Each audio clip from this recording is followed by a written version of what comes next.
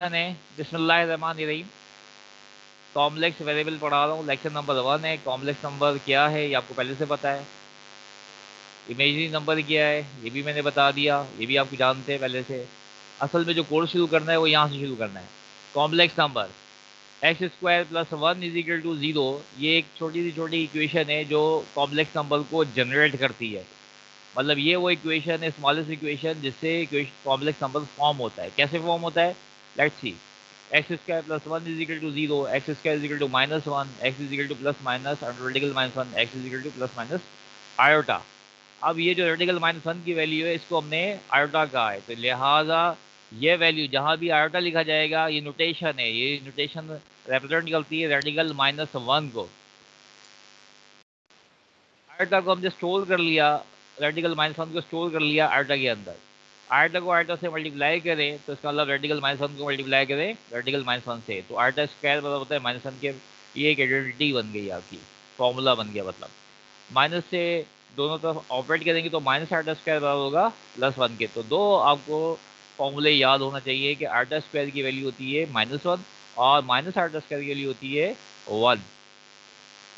इसी तरीके से रेडिकल -4 होगा तो माइनस का मतलब तो आयोटा आ जाएगा, रेडिकल -1 का मतलब आयोटा हो जाएगा, 4 का रूट 2 निकल जाएगा। रेडिकल -1 का मतलब आयोटा हो जाएगा और 9 का रूट 3 निकल जाएगा। लाइक दिस सेम एज आप लिख सकते हैं। 4 का रूट 2 निकल जाता है, एवरीबडी नोज। 9 का रूट 3, 16 का 4, 18 का 81 का 9। आटा स्क्वायर मतलब होता है -1 के, आटा पावर 4 का मतलब होता है आटा स्क्वायर का स्क्वायर इज इक्वल टू -1 का square, this is equal to 1। इसका मतलब हुआ कि आटा की जितनी भी पावर्स होंगी, जैसे आटा स्क्वायर -1 के बराबर है और आटा पावर 4 जो होगा वो 1 के बराबर होगा। तो इसका मतलब क्या हुआ कि अगर 4 के बाद 6 आएगा तो फिर अगेन -1 बन जाएगा, 8 आएगा तो इसका मतलब अगेन +1 हो जाएगा। इसका मतलब जिनके डिवीजन बाय 4 होगी वो 1 बनाएंगी पावर्स। आटा पावर 6 क्या है, कैसे कैलकुलेट करें, क्या प्रोसीजर होगा उसको कैलकुलेट करने के लिए। आटा पावर 6 को हम लिख सकते हैं आटा स्क्वायर का क्यूब। आटा स्क्वायर -1 के बराबर है और पावर 3 को जब सॉल्व करेंगे तो -1 ही आएगा। तो इसका मतलब आटा पावर 6 जो है वो, तो इसका तरीका ये होगा कि आप आटा स्क्वायर पावर 3 में ब्रेक कर लें। अगर पावर स्क्वायर की, आटा स्क्वायर की ऑड होगी तो माइनस आएगा, और अगर ये पावर इवन होगी तो प्लस आएगा। आटा पावर 8, अब देख लीजिए, इसको ब्रेक करेंगे तो ये पावर क्या है, आटा स्क्वायर की पावर जो है वो 4 इवन आ रही है, तो लिहाजा 1 बनेगा। तो इस तरह से आप पहचान सकते हैं कि अगर आटा स्क्वायर यानी ब्रेक करेंगे जो भी होगा, आटा पावर 10 होगा, 12 होगा, जो भी होगा, तो उसको ब्रेक करेंगे। अगर पावर ऑड आएगी तो -1 आएगा और पावर इवन आएगी तो +1 आएगा। आटा पावर 10 ऑड आ रही है, ये देखिए 5, लिहाजा ये -1 बनेगा। 12 पावर इवन आ रही है तो देखिए +1 बनेगा। बस ये ट्रिक याद कर लीजिए। तो इस तरह से हम लिख सकते हैं, रिजल्ट हैं आयोटा क्यू बराबर होता है आयोटा स्क्वायर इंटू आयोटा के, this is equal to -1 into iota, this is equal to minus iota. Iota power 5 का मतलब आयोटा स्क्वायर का पावर 4, आयोटा इस तरह से ब्रेक करते हैं। ये सारा फर्स्ट ईयर का है जो मैंने रिपीट किया है, आगे अभी कोर्स शुरू नहीं हुआ है। देखिए इस तरह से ये आप कैलकुलेट कर सकते हैं, ये सब आपको फर्स्ट ईयर से पता है। -1, अगर -1 की पावर 21/2 को रिलेट करना है तो -1 का मतलब है आटा स्क्वायर। सिंप्लीफाई करेंगे तो आटा की पावर 21 हो जाएगा, और सिंप्लीफाई करेंगे तो ये आपको आटा मिल जाएगा।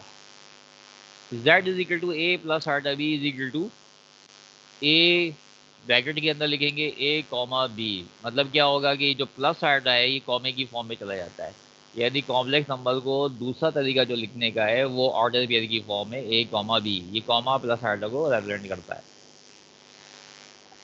अगर आप कॉम्प्लेक्स नंबर को प्लॉट करना चाहते हैं तो जहाँ पे कॉम्प्लेक्स नंबर को प्लॉट किया जाता है उसको हम कॉम्प्लेक्स प्लेन कहते हैं या अर्जेंट डायग्राम कहते हैं। तो हम अर्जेंट डायग्राम पे कॉम्प्लेक्स नंबर को प्लॉट कर सकते हैं। तो अगर एक कॉम्प्लेक्स नंबर को प्लॉट करना है तो इसका real part a, imaginary part b, real part x axis पे लिया जाएगा, इमेजिनरी पार्ट वाई एक्सिस पे लिया जाएगा।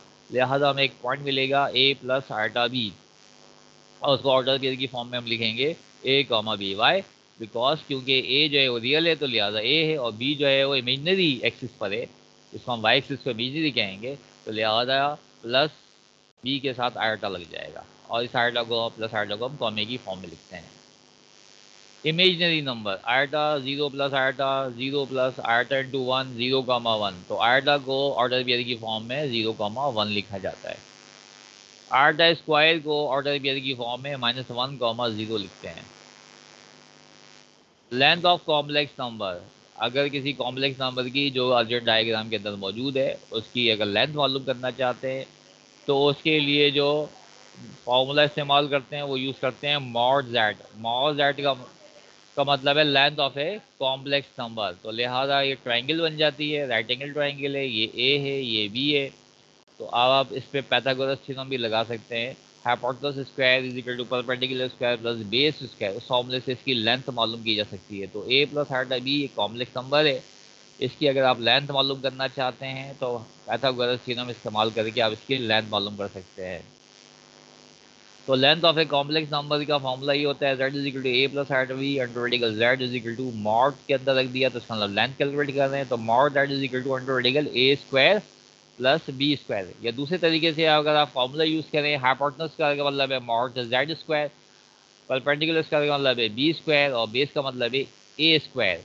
जब जेड से स्क्वायर हटाएंगे तो इसका मतलब under radical a square plus b square, यही फॉर्मूला बनेगा।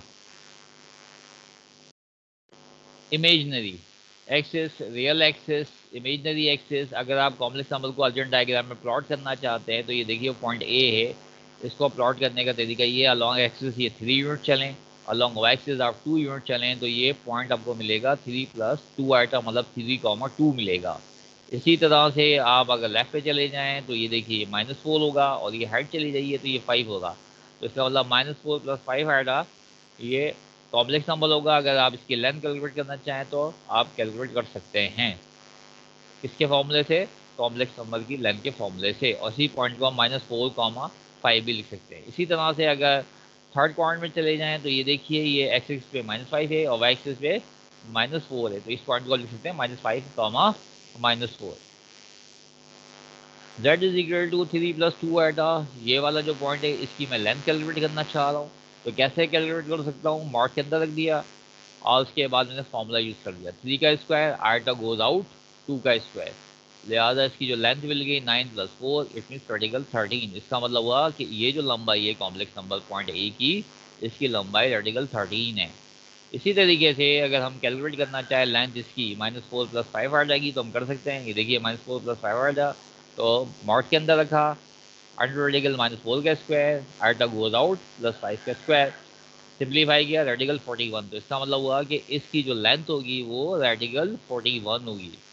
सिमिलरली अगर आप कैलकुलेट करना चाहते हैं लेंथ -5 -4 आइटा की, तो -5 -4 आइटा की आप लेंथ भी कैलकुलेट कर सकते हैं। तो इस तरह ये तरीका होता है कॉम्प्लेक्स नंबर की लेंथ को कैलकुलेट करने का। बहुत सारी एग्जांपल्स मैंने अपलोड कर दी हैं, आप देख सकते हैं। उसके बाद आता है conjugate of a complex number, z is equal to a plus iota b, तो z bar is equal to a minus iota b, ये आपका कॉम्प्लेक्स नंबर, यानी इमेजिनरी पार्ट की साइन को चेंज करने से जो नंबर बनता है उसको हम कॉन्जुगेट ऑफ z कहते हैं। For example z is equal to 5 plus 3 iota, conjugate इसका होगा 5 minus 3 iota, z 5 minus 3 iota, तो माइनस साइन को चेंज कर देंगे क्योंकि आइटा की साइन को चेंज किया जाता है। इसी तरीके से -5 अपनी जगह रहेगा, आइटा की साइन को चेंज किया तो +3 आइटा कन्वर्ट इनटू -3 आइटा। इसी तरह से यहाँ रियल पार्ट तो है ही नहीं, आइटा की साइन को चेंज करेंगे। इसी तरीके से आइटा कहाँ पे उसको सर्च करेंगे, तो आइटा इस जगह पे फर्स्ट लिखेंगे, अब तो आइटा ही को ही चेंज करना है तो आइटा की साइन को चेंज करेंगे, ये देखिए इसी तरह से आइटा की साइन को चेंज करेंगे। सॉल्व करें 1/1 प्लस आइटा को, ये एक फ्रैक्शन है, तो फ्रैक्शन को सॉल्व करने के लिए कॉन्जुगेट से मल्टीप्लाई डिवाइड कर देंगे और सिंप्लीफाई कर लेंगे। जब सिंप्लीफाई करेंगे तो उसके नतीजे में कॉम्प्लेक्स नंबर आपको मिल जाएगा। ये देखिए सिंप्लीफाई होगा तो कॉम्प्लेक्स नंबर मिला, ये इसका रियल पार्ट हो गया और ये इसका इमेजनरी पार्ट हो गया। इसी तरह से इस एग्जाम्पल को आप देखेंगे, फर्स्ट ईयर का सारा जो कॉलेज में पढ़ाया जाता है उसी को मैंने रिव्यू रिवाइज कराया। ये देखिए इसको सॉल्व करेंगे तो यही कॉम्प्लेक्स नंबर आपको मिल जाएगा। तो मतलब क्या होगा कि कॉम्प्लेक्स नंबर को सॉल्व करने के लिए जो फ्रैक्शन में होता है उसके कॉन्जुगेट से उसको मल्टीप्लाई डिवाइड करके सॉल्व किया जाता है। तो ये लेक्चर यहाँ पे प्रीवियस जो आपने पढ़ा है फर्स्ट ईयर का उसी की मेमोरी को रिकॉल कराया जा रहा है। उसके बाद एडिटिव आइडेंटिटी आता है, 0 प्लस आटा 0 एडिटिव आइडेंटिटी होती है, 1 प्लस आटा 0 मल्टीप्लिकेटिव आइडेंटिटी होती है। एडिटिव इन्वर्स होता है इसका, मतलब जेड से क्या ऐड करेंगे, वो 0 हो जाए तो माइनस जेड को ऐड करें, माइनस जेड का मतलब माइनस ए माइनस आटा बी को ऐड करें। मल्टीप्लिकेटिव इन्वर्स निकालने का फॉर्मूला ये है कि जेड इन्वर्स का मतलब है 1/z, और इसका फॉर्मूला ये बनता है ए ओवर अंडर ए स्क्वायर प्लस आटा, यानी ए और फिर इसकी लेंथ से इसको डिवाइड कर देते हैं ए के स्क्वायर से, और फिर प्लस आटा अपनी जगह रहता है, इस बी की साइन को चेंज कर देते हैं, बस ये फॉर्मूला बन जाता है। इसी तरीके से देख सकते हैं इस फॉर्मूले से हम कॉम्प्लेक्स नंबर का मल्टीप्लिकेटिव इन्वर्स भी एक कॉम्प्लेक्स नंबर ही होगा, ये तरीका है। उसके बाद आता है दो कॉम्प्लेक्स नंबर कब बराबर होते हैं, जब रियल पार्ट रियल के बराबर हो और इमेजनरी पार्ट इमेजनरी के बराबर हो, तब दो कॉम्प्लेक्स नंबर आपस में बराबर होते हैं। इसी तरीके से आप जब कंपेयर करते हैं दो कॉम्प्लेक्स नंबर को, तो इमेजनरी पार्ट इमेजनरी से कंपेयर हो जाता है और रियल पार्ट रियल से, तो ए 3 के बराबर हो जाएगा, आटा आटा से कंपेयर होगा और बी 4 के बराबर हो जाएगा। इसी तरीके से यहाँ पे भी आप कंपेयर कर सकते हैं। Addition of two complex number, दो कॉम्प्लेक्स नंबर को ऐड किया जाता है तो रियल पार्ट रियल में जाके ऐड होता है और इमेजनरी पार्ट इमेज, जिस तरह से एग्जाम्पल में दिखाया गया है कि Z1 एक कॉम्प्लेक्स नंबर है, Z2 एक कॉम्प्लेक्स नंबर है, तो रियल पार्ट रियल में ऐड हो जाएगा और इमेजनरी पार्ट इमेजनरी में, तो एक नया कॉम्प्लेक्स नंबर ही बनेगा। ये एग्जाम्पल दे दी गई है, इसको देख सकते हैं आप।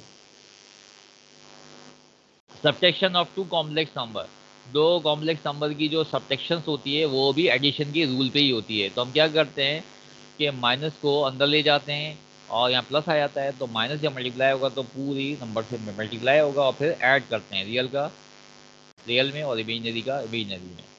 तो दो कॉम्प्लेक्स नंबर की एडिशन भी एक कॉम्प्लेक्स नंबर होता है, सब्ट्रैक्शन भी एक कॉम्प्लेक्स नंबर ही होता है। उसी के बाद आप ये पास एग्जाम्पल्स हैं। उसके बाद आप लेंथ कैलकुलेट कर सकते हैं दो कॉम्प्लेक्स नंबर के डिफरेंस की, तो सबसे पहले आप डिफरेंस निकालेंगे और फिर उसके बाद उसकी लेंथ कैलकुलेट करेंगे। Which of the following does not result of a complex number, कौन सा कॉम्प्लेक्स नंबर नहीं है, ये आप चेक कर सकते हैं और बता सकते हैं। Multiplication of two complex number, दो कॉम्प्लेक्स नंबर की मल्टीप्लिकेशन कैसे होती है, फर्स्ट से मल्टीप्लाई कर देते हैं माइनस के साथ, सेकंड सेकंड से, और फर्स्ट लास्ट से और सेकंड फर्स्ट से, आइटा कॉमन निकल जाता है, ये भी फर्स्ट ईयर का ही है।